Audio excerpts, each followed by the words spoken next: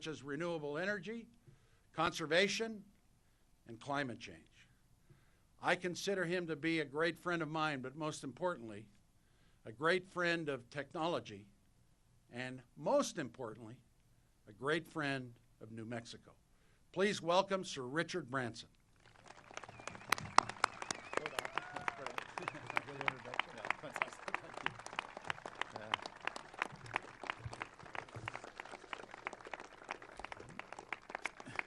Thank you very much, and thank you, Governor Richardson.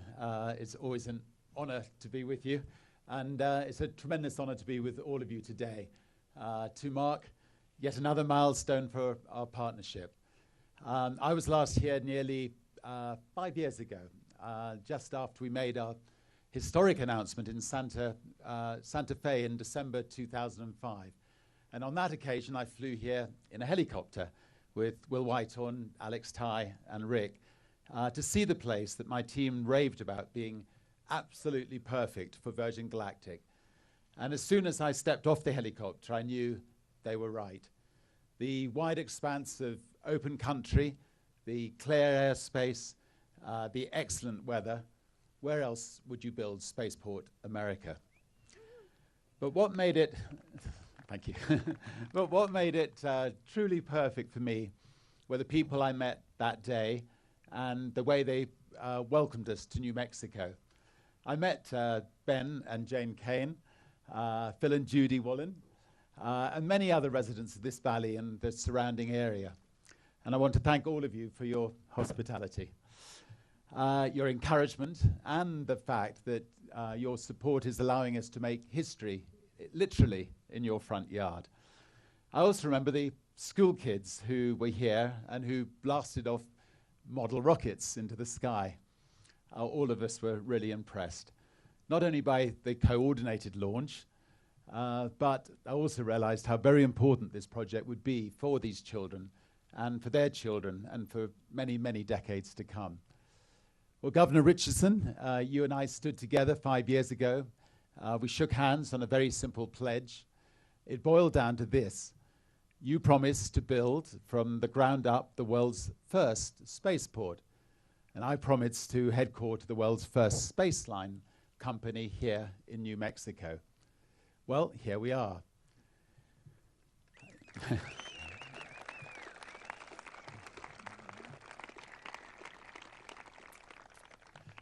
You don't mess around, do you? I and all these wonderful assembled guests are here today to say a very big thank you for that. I also want to tell you how much we value your qualities of courage, your audacity, and your vision. I know your motivation. You want to spark education, you want to create jobs, and opportunities for New Mexicans, and I share that vision. And today we've heard about the possibilities that lie ahead because of the new space age, because of the advances in technology, and because of the great pioneers who are taking risks to open up new horizons for mankind. You're one of these great pioneers, and all of us thank you and applaud you. Governor, just like you, you've kept your word, and I like to say I've kept my end of the bargain as well. About 800 miles to the west in Mojave, California, we've been hard at work building and testing the aircraft and spacecraft that will soon be moved to New Mexico to carry commercial passengers to space.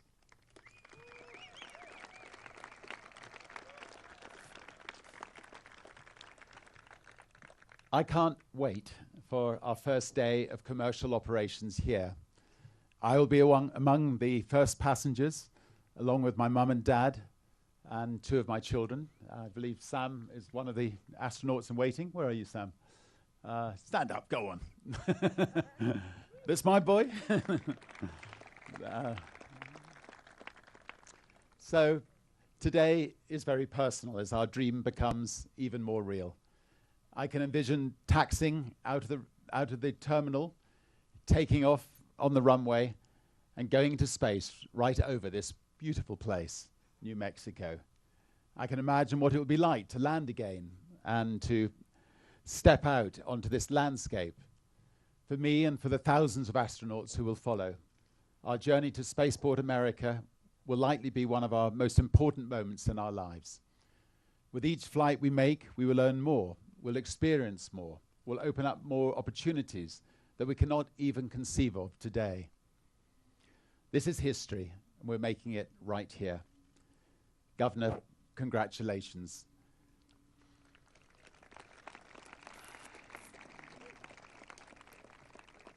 People of New Mexico, congratulations. And as we gather to dedicate this magnificent runway, I got a feeling that something's interrupting me. I thought it might be interesting to give all of us a glimpse of what we'll actually be using this runway in the years to come. So I invited a very special guest to drop in, and if you look overhead, way up, please welcome the future of space travel to the new home of space travel.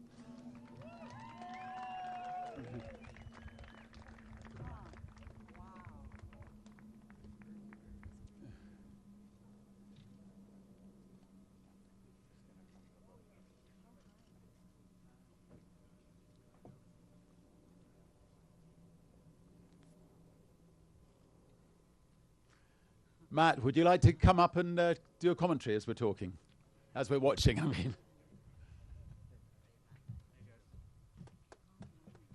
Ladies and gentlemen, obviously high overhead is something that is going to stand me up, so I'll try here to narrate a little bit, tell you what's going on. So high overhead, about 12,000 feet above the ground, Forger is set up, Mark Forger Stuckey and the crew of White Knight 2 have set up for a demonstration of the most critical phase in the spaceship mission. Spaceship goes up to space by dropping off the mothership, using those little itty bitty wings to turn the corner to point the nose up. But those wings are minimized to keep the performance hit small so that you can make it to space and get as high as you can, get the most zero G time as you can. That comes back to affect you when you get back close to the ground. The spaceship wings being small and the fact that it's a glider means that your descent rate, as you'll see as he gets closer here and turns inbound to the field, is pretty high. Because that's a glider, because it doesn't have an engine, he can't push it up, he can't go around, he can't try again if he screws it up. So it's critical for those guys to be able to practice in a vehicle that's similar, the mission to line up on the runway, to touch down, to aim for a point about 2/3 of the way down, and to be able to practice that over and over and over again. White Knight 2 is big and beautiful and as efficient as it is, can do what we call be dirtied up. He can put the landing gear out at 40,000 feet. He can put the speed brakes out on the back of the wing, and he can mimic, as you can see, as he gets close here to the ground, the high descent rates and the sight picture that the pilots for the spaceship will see. Here in just a second, Mark's going to start the round out. You'll see him flare and arrest the sink rate. And as he flies by, I'll be quiet, let you guys soak in the just the beautiful image of our vehicles flying by. So from the right to the left, Commander Mark Forger Stuckey, Clint Nichols. Folks, I need you guys to stay back behind the lines. We have a 500-foot restriction.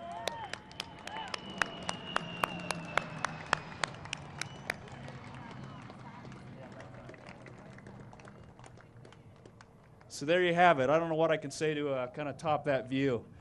Mark is going to do about 3 or 4 passes today, so make sure you got your cameras out. Like I have to say that, right?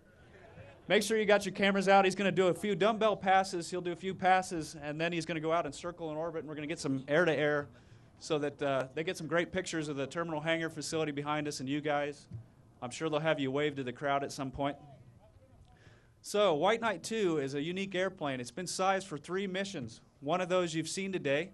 It's sized to ferry a spaceship if you want to start a spaceport in Abu Dhabi and in Sweden and Germany. The vehicle is sized to carry a spaceship, because it's hard to ship a spaceship, several thousand miles. It's sized to pick up a spaceship, fly at 6,000 miles nonstop, start up a new spaceport. That's one of the missions. The second mission, which everybody's familiar with, is to pick up a heavyweight spaceship with just a little bit of gas in the mothership, climb up to 50,000 feet, drop the spaceship, and start the spaceship mission.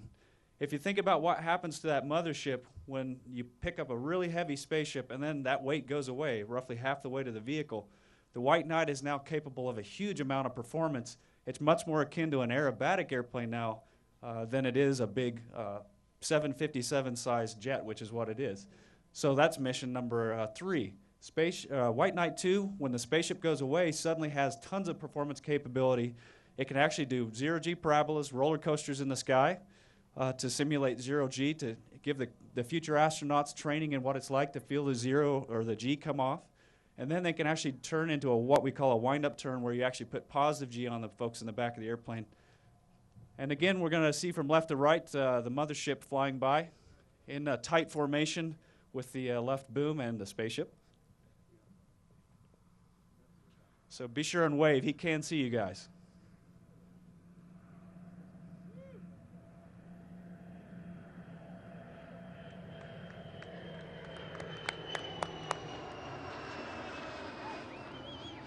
I've been fortunate enough to see not the spaceship on board from the White Knight, but the other boom. And I got to tell you, when you're sitting in an airplane and every now and then it kind of shocks you, you look out and you see this other airplane flying in close formation with you, it kind of makes you take a step back until you realize, oh yeah, we glued it there. So let me tell you a little bit about the crew today. Mark Stuckey is a Marine, Navy, and Air Force test pilot. He's been through the Top Gun training you guys remember from the movies. He's been 4 times nominated as an astounding test pilot in the Air Force flight test school. He's been a nominee for astronaut. He's been awarded just about everything you can think of. And I imagine if we get a chance someday, we'll quiz him on what how he got a nickname, a call sign in the Air Force as Forger, being a 21-year-old kid. I'm sure we can figure that out. Co-pilot for today's mission is Clintoson Nichols. Clint graduated from Embry-Riddle in 2000. He's worked on a bunch of projects since he's been at Scaled. Probably the most memorable is another Richard Branson Virgin project, the Virgin Atlantic Global Flyer. Clint had the distinct honor of sitting up all night when Steve Fawcett was piloting the Global Flyer around the world for those record-setting missions. And I think, so that makes Clint probably the only guy to sit up and babysit Steve Fawcett that I know of. Anyways, over the last 10 or so years, Clint has graduated to the ranks as now a flight test pilot at Scaled. And he's had the distinct honor of doing the first flight on the White Knight, too, with Pete Siebold. And I'll be quiet here again for another pass.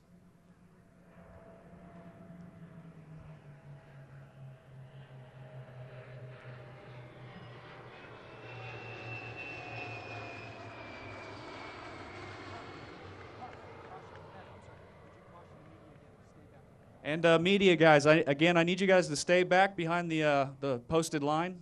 Again, we have some restrictions with the FAA. We got to keep a safe distance from the runway.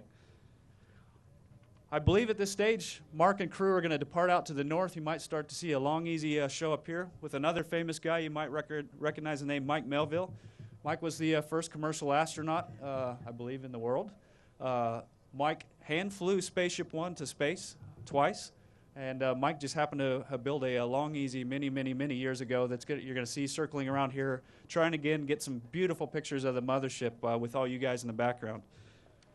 The third guy that's on the mission today is a kid by the name of Brandon Inks. He's our youngster. He showed up, did such a great job, we decided, hey, we ought to throw him in the back seat. Another important thing about Brandon is the environmental control systems engineer. And I don't think it's a coincidence that on a 600-mile trip from California, they threw the guy that controls the air conditioning and the heat in the back seat of the White Knight. All right, so they're going to circle around to the back. I'll try to give you some details about the vehicles. Feel free to kind of take pictures and do whatever. I'll continue to yammer up here like a fool. All right. White Knight 3, I talked to you through the design missions. Didn't get a chance to talk about Spaceship yet. I don't think there's any shock about what Spaceship does. I think you guys all are fully aware of its mission. Spaceship 2 is about the size of a modern fighter airplane, and there's Mike Melville in the long, easy to hand-built with his own hands back in 1986 or so. So again, those guys are going to circle overhead, get some great pictures of you guys in the background and the great facility behind us here in beautiful Spaceport, New Mexico. The Spaceship, again, is about the size of a modern fighter. It's about the same weight as a modern fighter. The interesting thing about Spaceship, when you talk in terms of fighters, you talk in one way in terms of thrust to weight. So the thrust to weight ratio is just a measure of how much how much power the engines have versus how heavy you are. A modern fighter will have a thrust to weight ratio of about 1 to 1, which means you can accelerate straight up. Spaceship Two, when it comes off the hooks and you light the rocket motor, is an excess